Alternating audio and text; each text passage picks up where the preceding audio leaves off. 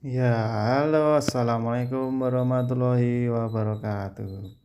Berjumpa lagi dengan kami akan berbagi ilmu tentang perbengkelan motor. Ini mau mengganti piston kit punya Mio Soul GT 125 PGM FI. Ini diganti blok kit seperti ini yang kita sudah beli blok dan piston setnya.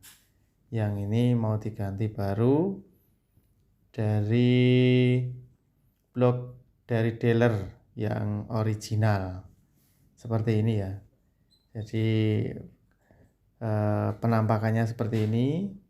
Kisaran harga satu setnya sama piston kit seharga 450 ribuan sudah satu set dan original seperti ini. Sudah ada ring shaker, pen, kancing, dan piston.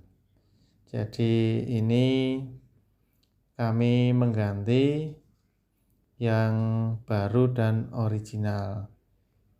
Motor ini keluhannya kemarin sudah diganti blok baru dan piston baru, dan tetapi motor masih tidak enak. Pada saat itu dibawa ke bengkel kami dengan keluhan motor tidak bertenaga, padahal sebelumnya sudah ganti blok dan piston. Maka dari itu di sini kami bongkar lagi, dan ternyata setelah kami bongkar ring shaker, terus ring piston ya maksudnya, terus shaker atau piston itu ternyata pemasangannya kebalik. Jadi ada titik titik apa ya, titik untuk mengetahui itu di out, ada titiknya di pistonnya, dan ini ring shakernya aja selisih 1 mili sama yang baru. Tapi ya nggak apa-apa, kemarin diganti atau tidak, yang penting di sini kami ganti baru lagi karena blok boringnya sebelumnya juga sudah baret dan ringnya juga sudah lemah. Maka dari itu daripada nanti bolak-balik tidak baik, kami kesimpulannya untuk mengganti. Di penampakan seperti ini. Ini piston baru dan piston yang kemarin katanya diganti. Ternyata pistonnya juga udah agak aus. Jadi agak baret. Untuk itu kami menyimpulkan untuk ganti saja, dan pelanggan meminta untuk diganti saja. Untuk pemasangannya seperti ini. Ring oli, ring pirnya dipasang terlebih dahulu. Setelah itu nanti ring oli double ya, itu dipasang juga. Itu pemasangannya menyilang. Jadi jangan sejajar, karena kalau sejajar percuma, nanti motor juga bakalan ngebul lagi karena tidak rapat. Untuk itu wajib itu pemasangannya harus menyilang. Untuk ring yang kedua, ring kompresi, ini ada tandanya 2T. Itu 2T itu tandanya kedua ring kompresinya yang dipasang yang kedua. Untuk yang 1T itu yang depan. Juga jangan sejajar juga, nanti disilang juga. Seperti ini. Pemasangannya juga hati-hati satu persatu, dan usahakan tangannya bersih ya. Nanti supaya piston kitnya dan ringnya tidak kotor di blok boringnya. Kalau sudah dipasang seperti ini, kita pasang satu kancing seal clip dari kanan atau kiri, silahkan kita buka ya seperti ini. Jadi ada dua buah kancing pin pistonnya. Jadi pen pistonnya itu ada kancingnya, yang satu di sebelah kanan dan satu sebelah kiri. Jangan sampai lupa, karena kalau sampai lupa nanti pinnya kalau nggak dikancing bisa keluar. Untuk itu jangan sampai keluar dari pistonnya. Nanti daripada buringnya baret lagi dan bisa ngancing. Seperti ini. Kalau sudah, kita pasang, dan sebelumnya pin pistonnya kita buka terlebih dahulu seperti ini. Kalau bisa diganti yang original, itu kalau tidak mau pusing. Sekarang sudah banyak merek-merek ternama dan termurah-murah juga banyak, tapi kalau bisa ya original. Seperti ini. Kita kasih oli terlebih dahulu ya. Itu ada titiknya. Titik itu tandanya ke arah X atau arah pintu keluar, klep keluar. Jadi di bawah ya. Setelah itu kita pasang pinnya dan usahakan kita tutup seperti ini. Nah, jadi kita tutup pakai kain supaya posisi pemasangan pin circlipnya tidak, kalau maksudnya pin circlipnya biar tidak keluar pada saat kita pemasangan, tidak masuk ke kalter tengah. Untuk itu kita tutup, dan untuk mengamankan seperti ini kita pasang hati-hati dan pastikan kancing berada di titik poros kancingnya. Jadi harus posisi di di rumahnya, biar supaya kencang dan tidak bisa keluar. Sebelumnya kita kasih oli terlebih dahulu pistonnya sebelum pemasangan. Seperti ini. Juga linernya jika dikasih oli sebelum kita masang seperti ini. Usahakan yang bersih. Sebelum pemasangan juga kasih perpak ya, packing bloknya itu jangan sampai lupa. Dan ada dua buah bos atas bawah, bos bloknya, biar supaya senter tidak melayu atau tidak lari kanan kiri atas bawah, itu ada bosnya. Kalau sudah memang benar-benar kita pastikan tepat seperti ini, kita pasang bloknya seperti ini. Kita kasih lem juga nggak masalah, tidak juga nggak masalah. Yang penting kalau baru seperti ini, baru semua, itu sebenarnya tinggal pasang saja, nggak usah pakai lem, nggak apa-apa. Jadi seperti ini kita pasang, hati-hati. Kita tarik rantai kampratnya atau rantai mesinnya, kita dorong keluar dulu supaya tidak kejepit antara blok dan silindernya. Seperti ini. Nah, kalau sudah terpasang seperti ini, langkah berikutnya itu dipasang lidah tensioner kampratnya. Lidah tensioner kamprat yang bawah seperti ini. Usahakan di titik rumahnya yang paling ujung itu ada rumahnya di kalter kiri, rumahnya karet tensioner kamprat. Jadi otomatis itu harus masuk dan presisi. Jangan sampai mendorong ke keluar, supaya tidak nanti kampratnya berbunyi. Setelah itu kita pasang packing silinder kop seperti ini. Ini dikasih lem nggak masalah, tidak dikasih juga nggak masalah. Yang penting presisi. Kalau saya ini karena perpaknya ini sebenarnya baru, cuma ini saya kasih lem seperti ini, sealer tipis-tipis saja. Seperti ini. Juga di silinder kopnya ini ada 2 buah bos blok, ini atas bawah ya. Tetapi sebelum pemasangan headnya, usahakan kalau ganti piston itu seal klep dan klepnya itu harus dibersihkan dan disikir ulang supaya klepnya itu bisa rapat. Seperti ini. Kalau sudah terpasang seperti ini,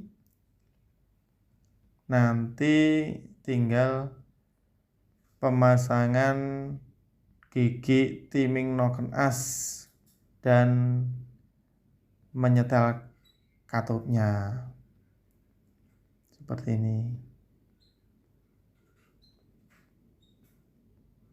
Jadi ada pelatnya, ada baut L-nya 2 di dalam dan baut 12 di luar, ada 4. Itu harus dikencangkan semua ya. Nanti untuk pengencangan bisa melalui perasaan kita kalau tidak ada kunci momen. Karena kalau di standar pabrikan sebenarnya cara mengencangkan bautnya ini memakai kunci momen dengan kekuatan berapa kilo gitu. Tapi karena saya tidak mempunyai, saya ya sesuai dengan kemampuan kira-kira seperti ini. Yang penting kencang, jangan sampai kendor. Dan juga nggak usah kencang-kencang banget, soalnya bautnya bisa dol. Untuk itu kami selalu merasakan kekuatan pengencangan bautnya sesuai dengan kemampuan dan perasaan kita. Seperti ini ya. Bautnya 4, silinder kop, ukuran baut mur 12 maksudnya. Seperti ini. Kalau memang sudah kencang semua, kita rasa sudah kencang, selanjutnya nanti pemasangan gigi timing noken as. Kita kencangkan seperti ini. Kita mengerjakan sesuai dengan SOP, standar operasional kerja. Karena kalau tidak sesuai SOP, tidak ada teori, kemungkinan bisa terjadi kefatalan. Karena untuk kerja seperti ini juga harus ada kemauan. Seperti itu lur. Oke, ini pengencangannya seperti ini ya. Sesuai dengan perasaan kita. Kalau memang sudah kencang semuanya ya, nanti tinggal pemasangan berikutnya. Usahakan blok kop dan spare part lainnya, maksudnya komponen lainnya, itu usahakan kita bersihkan terlebih dahulu. Nah, seperti ini. Pemasangan titik timing harus di titik yang benar-benar TMA, top. Di magnet juga ada titiknya, harus kita pastikan pas di titik TMA. Itu sejajar dan harus ada garis lurus dari krek as dan noken as supaya pas. Kalau sudah itu kita setel katupnya. Kalau saya in 0,8, X 0,9 atau 0,10. Kalau kurang rapat nanti kita bunyikan dulu mesinnya. Kalau memang suaranya berisik nanti bisa dikurangin standar, bisa 0,05, 0,06, itu juga nggak masalah. Yang penting tidak terlalu rapat dan tidak terlalu longgar. Sebenarnya juga udah ada patokan dari dealernya, itu ukuran pastinya itu sudah ada. Tapi kalau saya ukurannya seperti ini, 005, 006, itu udah lumayan bagus dan tidak berisik, juga tenaga masih oke. Kalau tenaga kurang oke ya nanti kita kendorin lagi. Yang jelas untuk patokannya, kita posisi sekir klepnya harus selalu rapat, benar-benar rapat, nggak boleh bocor. Karena kebocoran sedikit bisa gembos kompresnya. Seperti itu lor. Kalau sudah disetel katupnya, kita pasang gigi timing noken asnya, kita pasang tutup silinder kop. Kalau sudah itu ada silnya ya, sil tutup silinder kop. Dan jangan lupa untuk tensioner kamprat otomatis lifternya kita pasang dan kita setel pengencangannya seperti ini. Karetnya kami sudah ganti yang original. harganya 50 ribuan. Itu dikasih yang original ya, kalau karet-karet seperti ini. Karena kalau yang biasanya cepet aus, cepet lenyet. Cara gampangnya itu cepet meleleh, karetnya itu lunak banget. Kalau yang original ya jelas awet. Tapi suatu saat memang kalau namanya karet itu biasanya ya cepet meleleh. Seperti itu. Kita kencangkan pakai T10 ya. Nanti sebelum dihidupkan, kalau sudah hidup pertama kali, kita lihat di sebelah depan itu, di sebelah intake itu ada baut 8. Itu kita buka terlebih dahulu, kita hidupkan mesinnya, olinya kita pastikan naik ya. Karena sudah ada berkali-kali kawan bengkel tidak mengetahui oli naik atau tidak. Karena kalau tidak naik percuma, nanti piston, noken as, temlar, pelatuk itu bisa aus karena oli tidak naik. Itu dikarenakan pompa oli yang terhambat atau memang pompa olinya yang rusak. Untuk itu kita harus sesuai standar operasional kerja. Seperti itu lur. Jadi seperti ini, blok kitnya sudah kita ganti yang baru lagi. Sebelumnya sudah diganti di bengkel sebelumnya. Kalau sudah seperti ini, nanti kita pasang throttle bodinya juga bisa. Kita pasang cover kipasnya, itu ada cover plastiknya. Jangan lupa dipasang karena posisi Mio Soul GT 125 yang ini belum memakai radiator. Ini masih pakai konvensional kipas dari magnetnya. Jadi harus benar-benar cover plastiknya itu harus kita pasang. Karena untuk pendinginan posisi mesin dihidupkan. Jadi covernya seperti ini. Ada cover dari lubang busi itu juga kita pasang.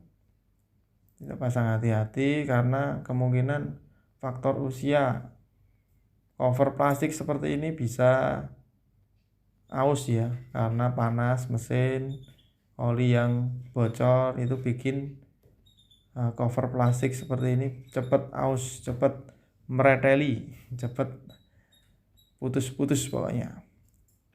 Jadi seperti ini penampakannya. Untuk teman-teman kalau mau membongkar motornya sendiri, khususnya yang mau otak-atik sendiri juga bisa kalau mempunyai alat-alatnya. Kalau khusus teman-teman bengkel ya kita cuma membagikan informasi saja apabila dibutuhkan. Dan apabila teman-teman kebingungan cara merakit itu gimana ya, seperti ini.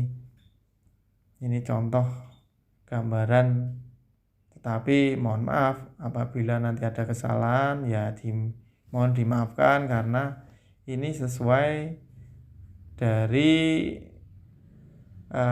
operasional kerja kita. Jadi seperti ini. Kalau memang kurang ya kita tambahin teman-teman. Kalau sudah selesai tutupnya seperti ini, kita pasang throttle body dan sebelumnya harus kita bersihkan terlebih dahulu ya. TB-nya itu harus terlebih dahulu dibersihkan. Biar supaya bersih total dari luar dan dari dalam mesin. Oli juga kalau bongkar seperti ini ganti piston harus wajib diganti yang baru. Usahakan yang baru karena oli yang lama kemungkinan sudah tercampur kotoran-kotoran sebelumnya.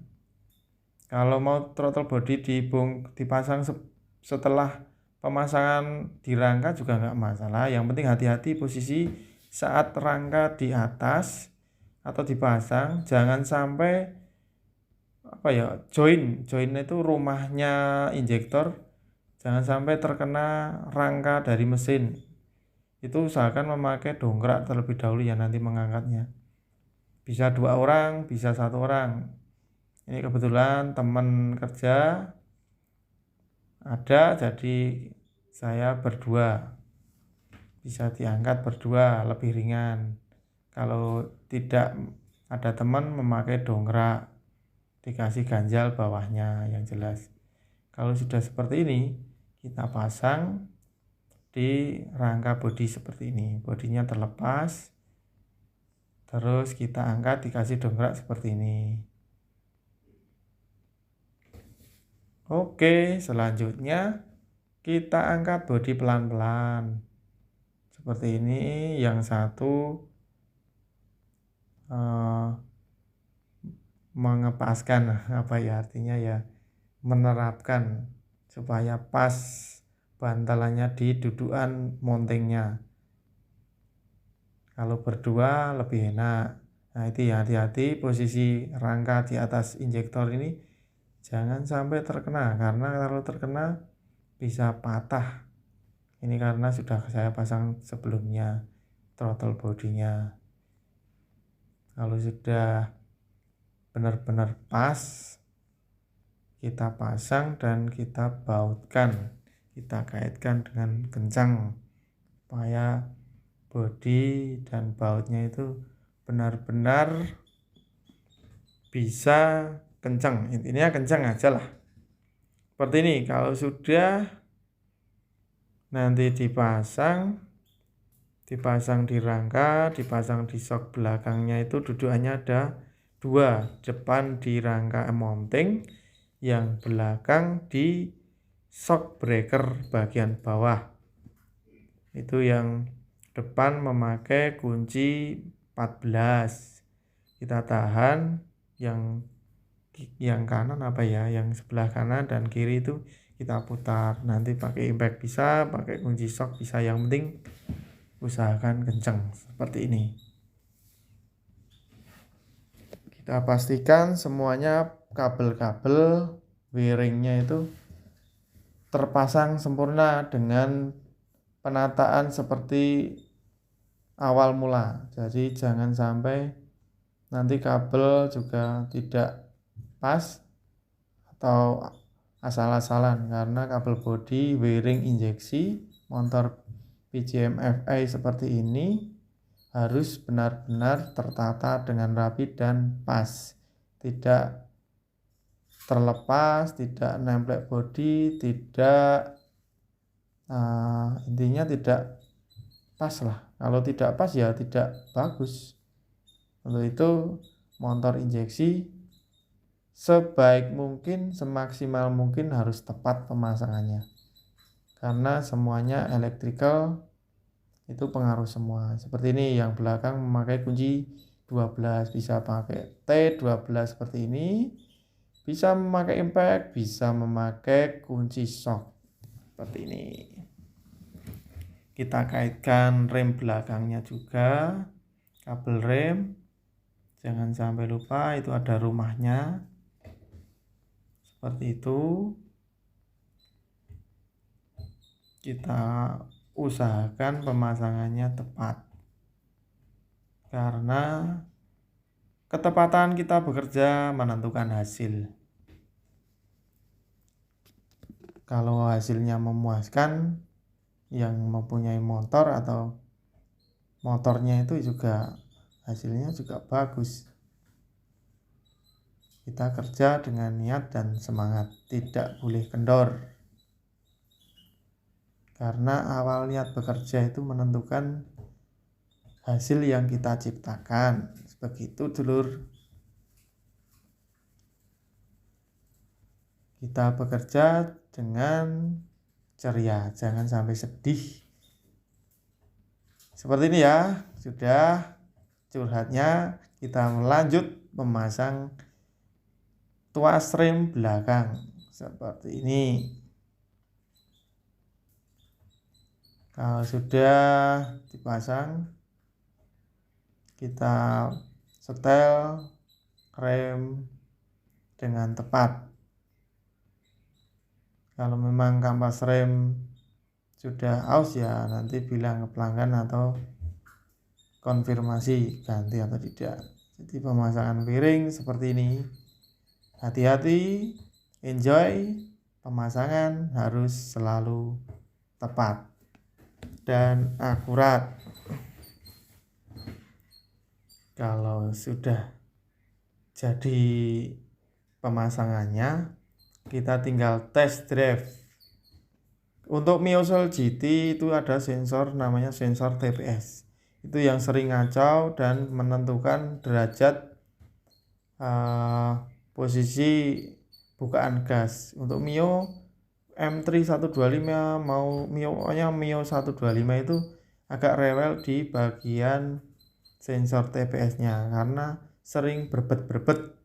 Kita menentukan TPS-nya besok di lain kesempatan. Untuk kali ini kita videokan untuk cara pemasangan piston sampai motor jadi seperti ini.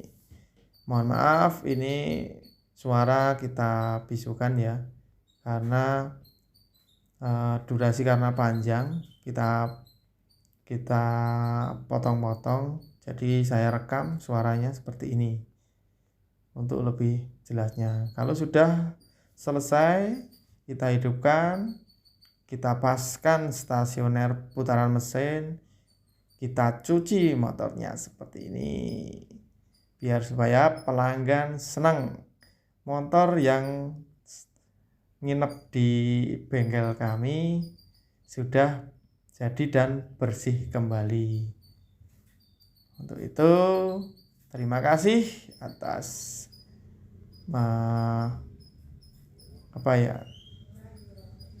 atas kesempatan ini. Jangan lupa subscribe dan semoga bermanfaat untuk kita semuanya. Salam dari kami, selalu sehat, semangat bekerja dengan semangat tanpa ada hambatan apapun. Akhirul kalam, assalamualaikum warahmatullahi wabarakatuh.